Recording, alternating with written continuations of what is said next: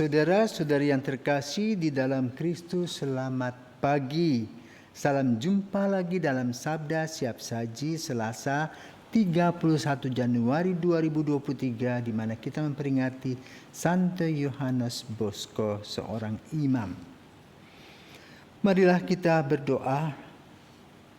Nama Bapa, Putra, dan Roh Kudus. Amin. Ya Allah, Bapa, Santo Yohanes Bosco kau panggil menjadi bapa dan pendidik kaum muda. Nyalakanlah dalam hati kami api cintamu, sehingga kami pun mencari yang hilang dan melulu mengabdi kepadamu. Demi Yesus Kristus Putramu dan pengantara kami yang hidup kini dan sepanjang masa. Amin. Tuhan bersamamu dan bersama rohmu. Inilah Injil Yesus Kristus menurut Markus. Dimuliakanlah Tuhan. Sekali peristiwa setelah Yesus menyeberang dengan perahu, datanglah orang banyak berbondong-bondong, lalu mengerumuni dia. Ketika itu Yesus masih berada di tepi danau. Maka datanglah seorang kepala rumah ibadat yang bernama Yairus. Ketika melihat Yesus, tersungguhlah Yairus di depan kakinya, dengan sangat ia memohon kepadanya, "Anakku perempuan sedang sakit, hampir mati.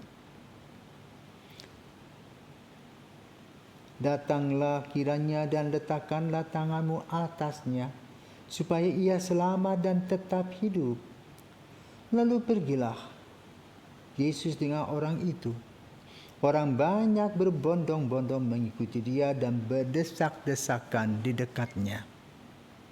Adalah di situ seorang perempuan yang sudah 12 tahun lamanya menderita pendarahan. Ia telah berulang-ulang diobati oleh berbagai tabib, sampai habislah semua yang ada padanya. Namun sama sekali tidak ada faedahnya, malah sebaliknya, keadaannya semakin memburuk. Dia sudah mendengar berita-berita tentang Yesus. Maka di tengah-tengah orang banyak itu ia mendekati Yesus dari belakang dan menjamah jubahnya. Sebab katanya, "Asalku jamah saja jubahnya, aku akan sembuh." Sungguh seketika itu juga berhentilah pendarahannya dan dia merasa badannya sudah sembuh dari penyakit itu. Pada ketika itu juga Yesus mengetahui bahwa ada tenaga yang keluar dari dirinya. Maka ia berpaling di tengah orang banyak itu dan bertanya, "Siapa yang menjamah jubahku?" Murid-muridnya menjawab, "Engkau melihat sendiri bagaimana orang-orang ini berdesak-desakan dekatmu. Bagaimana mungkin engkau bertanya siapa yang menjamah aku?" Lalu Yesus memandang sekelilingnya untuk melihat siapa yang telah melakukan hal itu. Maka perempuan tadi menjadi takut dan gemetar sejak ia mengetahui apa yang terjadi pada dirinya. Maka ia tampil dan tersungkur di depan Yesus. Dengan tulus ia memberitahukan segala sesuatu kepada Yesus. Maka kata Yesus kepada perempuan itu, "Hai anakku, imanmu telah menyelamatkan engkau. Pergilah dengan selamat dan sembuhlah dari penyakitmu." Ketika Yesus masih berbicara, datanglah orang dari keluarga kepala rumah ibadat itu dan berkata, "Anakmu sudah mati. Apa perlunya engkau menyusahkan guru?" Tetapi Yesus tidak menghiraukan perkataan mereka dan berkata kepada kepala rumah ibadat, "Jangan takut, percaya saja." Lalu Yesus tidak memperbolehkan seorang pun ikut serta kecuali Petrus, Yakobus, dan Yohanes, saudara Yakobus. Dan tibalah mereka di rumah kepala rumah ibadat, dan di sana Yesus melihat orang-orang ribut menangis dan meratap dengan suara nyaring. Sesudah masuk, Yesus berkata kepada orang-orang itu, "Mengapa kamu ribut dan menangis? Anak ini tidak mati tetapi tidur." Tetapi mereka menertawakan dia. Maka Yesus menyuruh semua orang itu keluar. Lalu ia membawa ayah dan ibu anak itu dan mereka yang bersama-sama dengan Yesus masuk ke dalam kamar itu. Lalu dipegangnya tangan anak itu, katanya, talitakum, yang berarti, hai anak, aku berkata kepadamu, bangunlah. Seketika itu juga anak itu bangkit berdiri dan berjalan, sebab umurnya sudah 12 tahun. Semua orang yang hadir sangat takjub. Dengan sangat Yesus berpesan kepada mereka supaya jangan seorang pun mengetahui hal ini. Lalu ia menyuruh mereka membawa anak itu makan. Demikianlah sabda Tuhan, terpujilah Kristus. Luar biasa ya Yesus itu.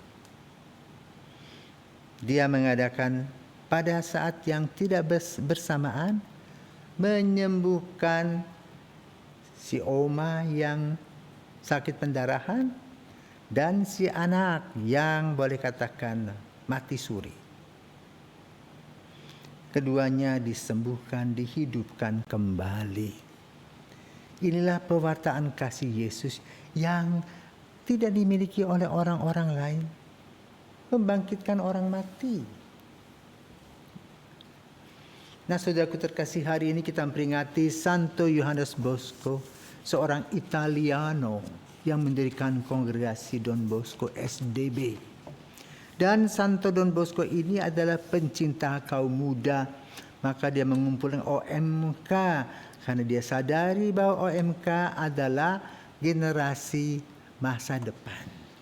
Nah, hal ini sudah dilakukan oleh Yesus. Khususnya mengumpulkan murid-murid yang muda. Siapakah antaranya? Yohanes, Yakobus. Petrus kan sudah berkeluarga. Anak Zebedius itu anak bawang, ikut-ikutan. Tetapi Yesus mengumpulkan lalu memotivasi untuk menjadi pewarta kabar gembira. Don Bosco adalah seorang imam yang peduli kepada kaum miskin dan juga orang-orang muda. Maka dia mengumpulkan mereka dan dididik dengan diberi makanan jasmani, makanan rohani, pakaian jasmani dan pakaian rohani. Untuk hidup menyesuaikan diri dengan pewartaan kabar Kristus. Karena itu Yohanes Don Bosco mengalami banyak pengalaman berkaitan dengan kaum muda. Kenapa kaum muda adalah harapan masa depan bangsa dan gereja. Dididik dengan kedisiplinan, kejujuran, tanggung jawab, beriman, dan militan. Sehingga diharapkan gereja bisa terus berdiri dan berjalan mengikuti Yesus. Sebagaimana yang digambarkan oleh Injil pada hari ini, Yesus berkeliling untuk menyembuhkan orang tanpa pandang bulu. Biarpun ada hambatan, dia tembus hambatan-hambatan itu demi kasih kepada yang bersangkutan yang sakit dan menderita. Dan semangat ini direnungkan dan dihayati oleh Santo Yohanes Don Bosco. Seorang imam yang peduli tadi mengambil semangat Yesus dalam pewartaannya, dalam penyembuhan-penyembuhannya, baik secara jasmani maupun secara rohani, dan mengisi pikiran mereka menjadi pikiran Yesus yang siap melayani di mana saja. Maka kita berterima kasih kepada Santo Yohanes Don Bosco yang telah peduli kepada kaum miskin, kaum muda dalam gereja. Sehingga ia boleh mendirikan kongregasi yang betul-betul melayani ke seluruh dunia. Pewartaan kabar gembira, melakukan kesembuhan jasmani dan rohani, mendoakan mereka yang sakit, mengajar mereka di sekolah-sekolah, mendirikan klinik dan sebagainya dalam rangka menjabarkan visi Yesus. Kerajaan Allah sudah dekat. Santo Yohanes Don Bosco, doakanlah kami. Selamat pagi.